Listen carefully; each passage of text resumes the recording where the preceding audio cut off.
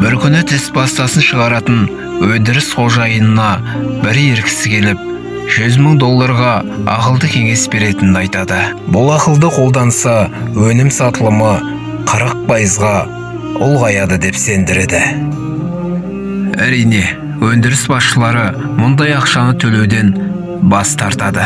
Оның орнына өз қызметшілеріне мәселенің шешімін тез арада табуды тапсырады. Қаншама дипломы бар мамандары ойланып толғанып, ешқандай жаңалық ұсынбапты. Амалы жоғынан басшылық әлгі адамның айтқан $100,000 төлеп, ақылын тыңдаса, соншалықты қиын мәселенің оңай тетігіне бәрі де таң қалыпты.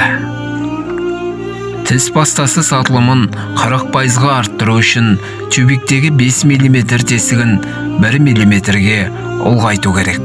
Сонда тіс пастасы көбірек шығып, тез таусылып, адамдар көбірек сатып ала бастайды, деген екен.